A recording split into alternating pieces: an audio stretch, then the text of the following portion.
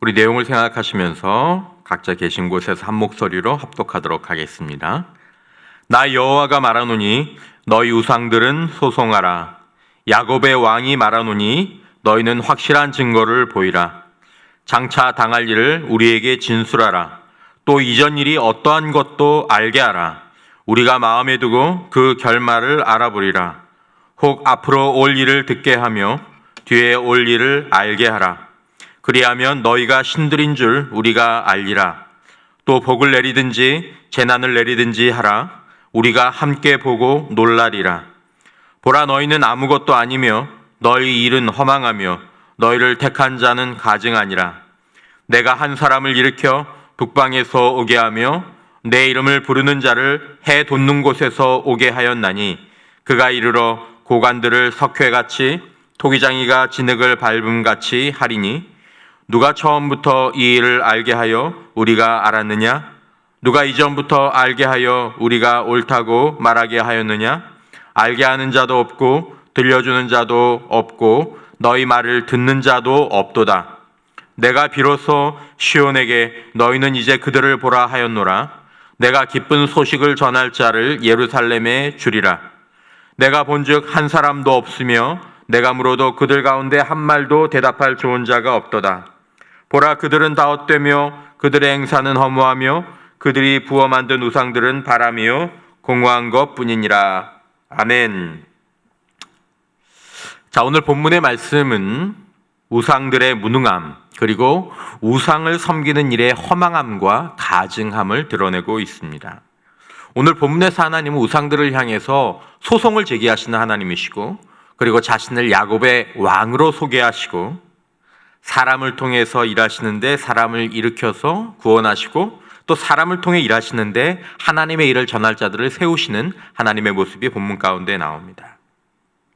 자, 오늘 본문 가운데서 하나님은 어떻게 보면 우리가 아는 하나님, 또 우리가 무의식적으로 느끼는 하나님과 조금 더 다른 느낌의 하나님이 오늘 본문에 나오시는 것들, 사실은 이사야서에서 그런 하나님이 나오시는 것들을 보게 됩니다. 어떤 하나님이십니까? 소송하자고 불러내십니다. 우상들에게. 나랑 소송하자, 나랑 재판해보자 라고 먼저 소송을 거시는 하나님의 모습을 보게 되는 것이죠. 21절에 보면 나 여호와가 말하노니 너희 우상들은 소송하라. 야곱의 왕이 말하노니 너희는 확실한 증거를 보이라. 하나님이 굉장히 강력하게 따지십니다. 이런 하나님의 모습을 우리가 상상하는 것이 어렵죠. 소송에 증거를 가지고 와봐. 먼저 하나님께서 요구하십니다. 우리는 점잖고 그리고 신비한 분위기 속에 계신 우리 하나님만을 생각하지만 하나님은 선지자의 비전 속에서 열정적으로 말씀하십니다. 구체적으로 말씀하십니다. 애매모호한 무슨 기운이나 원리 같은 신이 아니다라는 것입니다.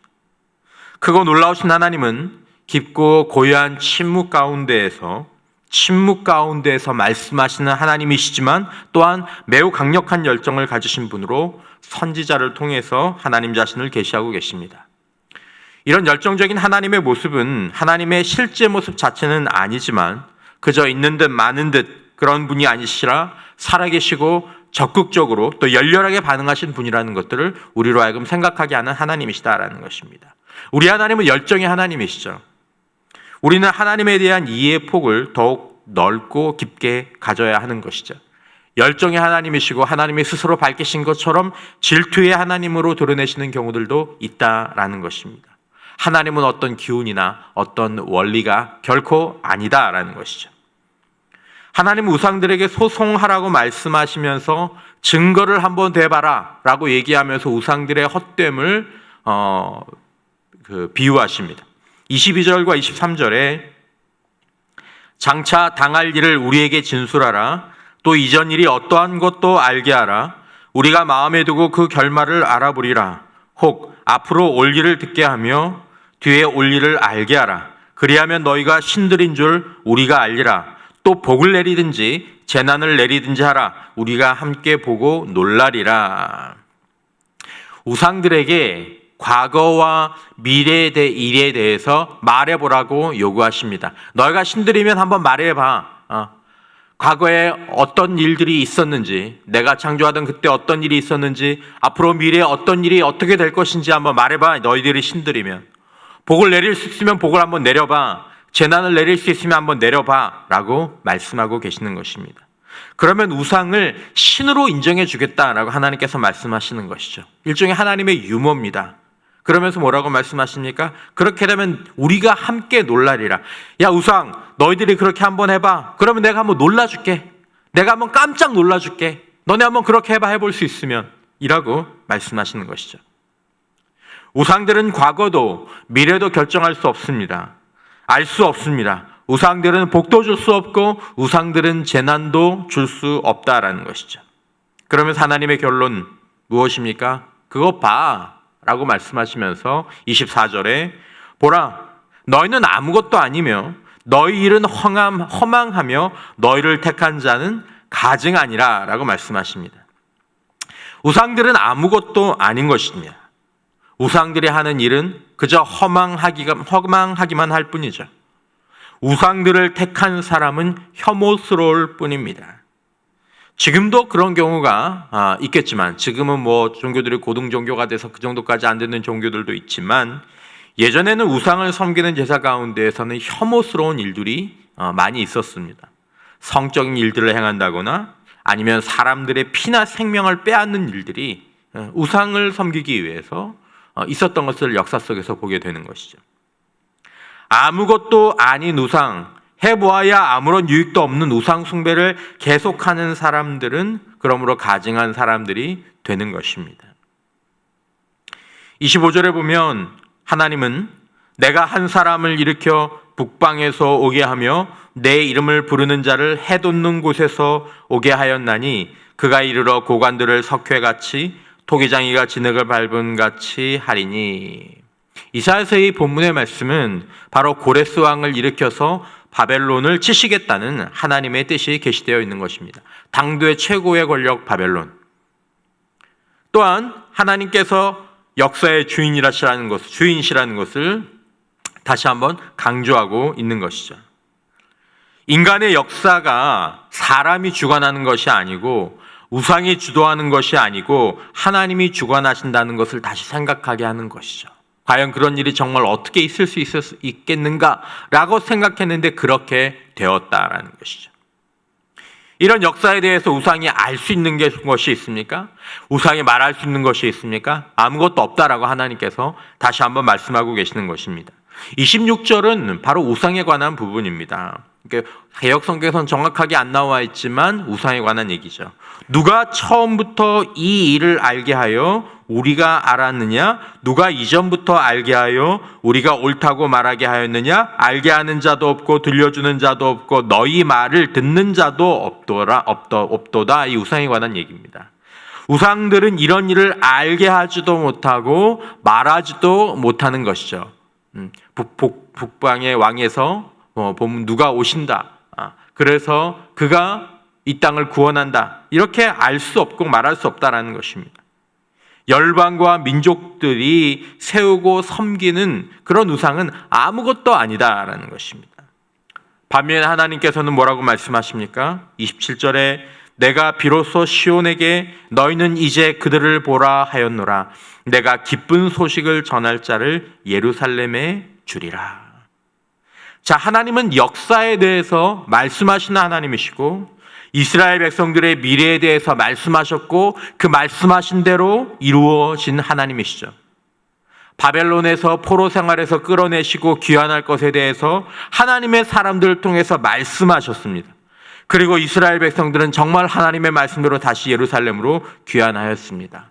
반면에 우상들은 어떻습니까?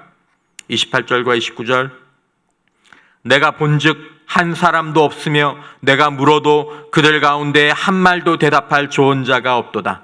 보라, 그들은 다 헛되며 그들의 행사는 허무하며 그들이 부어 만든 우상들은 바람이요 공허한 것뿐이니라.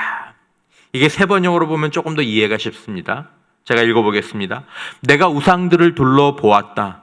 그들 가운데 말을 하는 우상은 하나도 없었다. 어떤 우상도 내가 묻는 말에 대답하지 못하였다. 보아라, 이 모든 우상은 쓸모가 없으며 그것들은 아무것도 할 수 없다. 부어 만든 우상은 바람일 뿐이요 헛것일 뿐이다 라고 말씀하십니다. 말을 하는 우상은 없습니다. 하지만 하나님은 말씀하시는 하나님이시고 과거에 대해서 말씀하시고 미래를 말씀하는 하나님이시고 또 그리고 그대로 일어나게 하시는 하나님이시다라는 것입니다. 우상은 쓸모가 없습니다. 우상은 아무것도 할 수가 없습니다. 우상은 이렇게 부어서 틀을 만들고 금형에서 주조해서 만들어야 하는데 그런 우상들은 바람이고 그것을 섬기는 자들도 우상과 같은 운명에 처할 뿐이다라는 것입니다. 우상은 아무 말도 하지 못하지만 하나님은 말씀하십니다. 우상은 미래에 대해 아무것도 말할 수 없지만 우리 하나님은 말씀하십니다. 우상이 말했다고 하는 것들은 헛것이지만 하나님의 말씀은 그대로 이루어지는 것입니다. 그러므로 사랑하는 성도 여러분, 저와 여러분들이 하나님과 하나님의 말씀을 우리 삶과 우리 미래에 대한 나침판으로 삼아야 하는 것입니다. 하나님과 하나님의 말씀을 잊고 사는 것은 바람을 쫓는 일이 될 것입니다. 우리가 삶이 어렵고 우리가 이해가 안 되는 일들이 있다고 하더라도 우리가 우리 삶의 기초를 놓을 수 있는 것은 하나님과 하나님의 말씀인 것입니다. 말씀하시는 하나님 또한 말씀대로 이루시는 그 하나님 안에서 살아가는 저와 여러분들이 되시기를 바랍니다. 우주와 역사의 주관자이신 하나님의 임재 앞에 믿음으로 나아가서 하나님의 말씀인 성경을 기도하는 마음으로 읽어가면서 침묵 가운데에서 말씀하시고 때로는 열정적으로 우리들에게 말씀하시는 하나님의 음성에 귀 기울이는 것이 불확실한 미래를 살아가는 유일한 확실한 길이 되는 것입니다. 우주를 지으신 하나님은 살아계시고 역사를 주관하시는 하나님은 살아계시고 하나님은 오늘도 우리에게 우리의 하나님이 되어주시겠다고 말씀하십니다. 오늘 본문에서 하나님은 당신을 누구로 소개하십니까? 야곱의 왕으로 소개하십니다. 버러지 같은 야곱의 왕이 되어주시고 야곱의 하나님이 되어주시고 야곱의 아버지가 되어주시고 야곱의 친구가 되어주시는 우리 하나님. 여러분, 그 하나님 안에서 오늘도 말씀을 따라 행하고 하나님을 믿음의 눈으로 바라보고 그 말씀 안에서 기도로 빚어지는 저와 여러분들 모두가 되시기를 주님의 이름으로 축원합니다. 이 시간 함께 기도하기를 원합니다. 하나님, 제가 열정적인 증거의 하나님을 바라보고